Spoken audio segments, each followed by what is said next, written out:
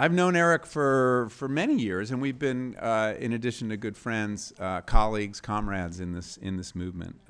Eric studied history at Princeton and was planning on an academic career. But while at Princeton, he studied with John McPhee, the New Yorker writer, the great New Yorker writer, who I think it's fair to say had a pretty profound influence on him. He went on to study at Oxford and found his way into journalism, writing about the drug war for the Atlantic Monthly magazine, which I think was the first time I saw his name in print. Sometime after that, he was approached by Rolling Stone magazine to write a story about the fast food industry, which evolved into his 2001 landmark book, Fast Food Nation, one of the most influential works of journalism in the past 20 years. How many of you have read Fast Food Nation? Quite a few, okay. I think I've read it 4 or 5 times, actually. Not because I didn't get it the first time, but because I teach it. I teach it in my food writing class. And I'm always impressed by when you read a book multiple times, you begin to see how it's constructed, by the depth of the reporting and the construction of the book. It's like this great sturdy house built of bricks, and every brick is a fact, a clear statement of fact, a statistic, an historical fact, and every 5th or 6th one of those bricks hits you like a shock or revelation. The case can be made that this book really launched the conversation about food, the politics of food that we've been having since around 2001. This conversation about how our food is produced and what it is doing to us, both individually and as a society. I don't think it was an accident. I was a beneficiary of that, and shortly after Fast Food Nation came out, the New York Times came to me and said, would I write an article about the meat industry? And that article led indirectly to Omnivore's Dilemma.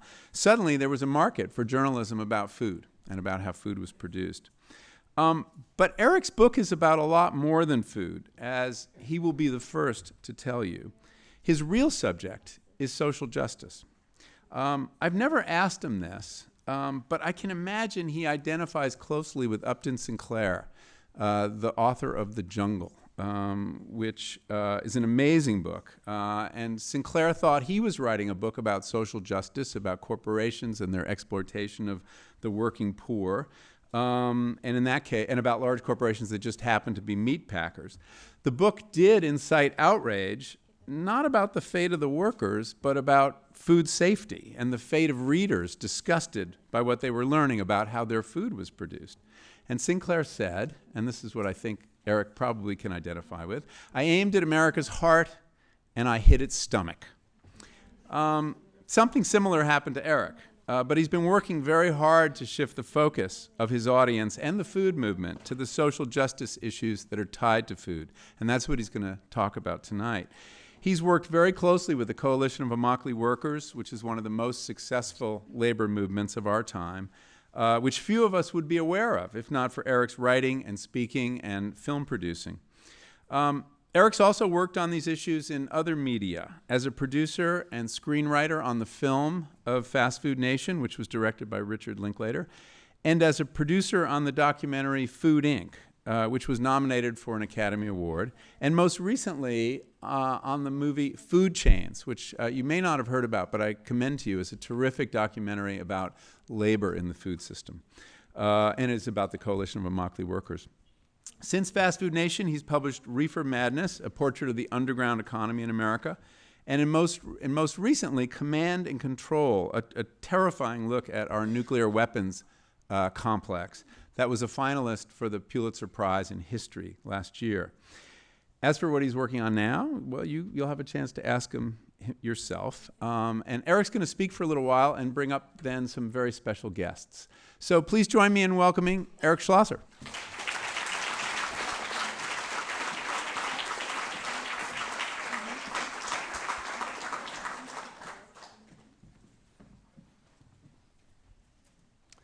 Well, thank you for having me.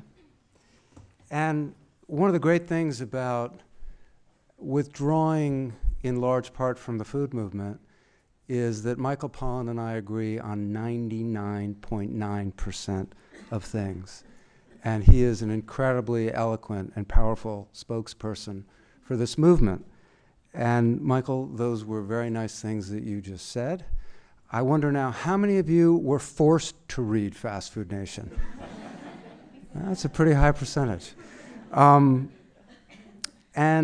I'm grateful to Michael because in the last couple of years, without any public fanfare, privately, he's worked hard to help farm workers in this country and has done a number of things beneath the radar that have had a real significant impact on moving this issue forward. Again, privately, without seeking any attention for it, and it's made a real difference. Tonight I'm going to talk about what I consider to be the most important part of our food system and the most important part of this movement that's arisen around our food system. This year is actually the 20th anniversary of my getting involved as a writer in food issues and in food activism. And I'm really proud to have played some role in helping to fuel this modern food movement. And I'm really proud of the changes that I've seen in this country in the last 10 to 15 years when it comes to food. The greater awareness, the rise of the organic movement, the rise of local agriculture, just so much more interest in creating an alternative food system to the centralized, industrialized food system. And I've been very defensive of the food movement against criticisms from the industrial food movement that it's elitist, that the food movement really only appeals to a small, upper middle class, white segment of society that's interested in going gluten-free and eating it and buying things at Whole Foods.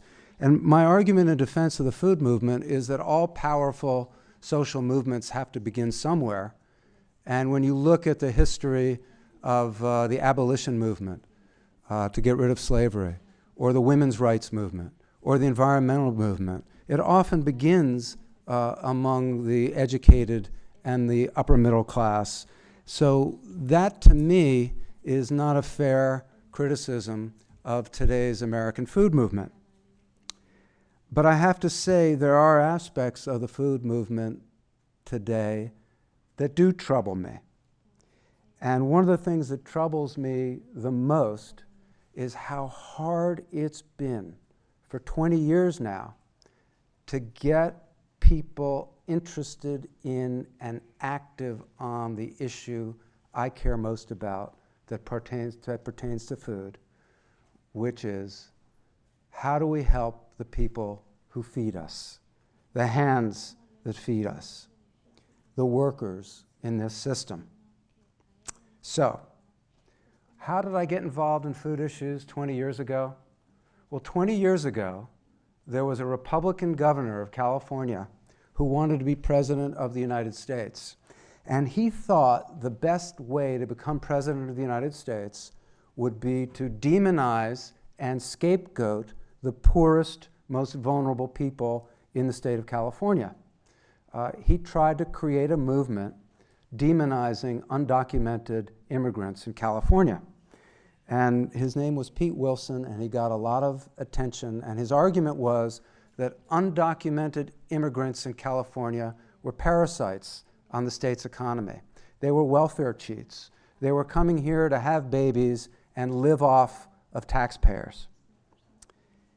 And instinctively, that didn't feel like it was true to me. I was living in New York City at the time, but when I'd come to California, I had seen immigrant workers working really hard at all kinds of jobs that mainstream middle-class people didn't seem to want to do. So I started looking into, well, what was the role in 20 years ago of undocumented workers in the California economy?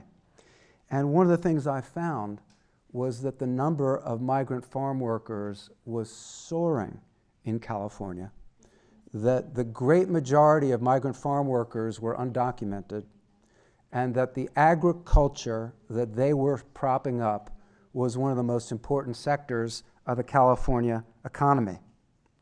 So I spent a year following the harvest of migrant farm workers in California and researching the role of migrant workers in this state economy, and then writing about it. And I wrote a long investigative piece on migrant farm workers using something that we, almost all of us love to eat but never think about, the strawberry, as something we take for granted, and yet behind every one of those strawberries that you see in the supermarket is a hand that carefully picked it.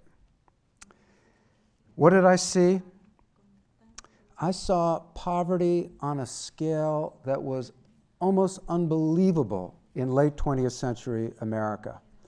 One of the most powerful places that I visited that had the most lasting impact on me was in northern San Diego County, which was gradually being suburbanized. So there were multi-million-dollar huge homes next to the strawberry fields, and in the hills above the strawberry fields, there were literally thousands of workers living in the hillsides. Some estimates were up to 15,000. And they were living in holes in the ground covered with garbage bags, and lean-to shacks made out of plywood, camouflaged so that they couldn't be seen because they lived in fear of the immigration authorities.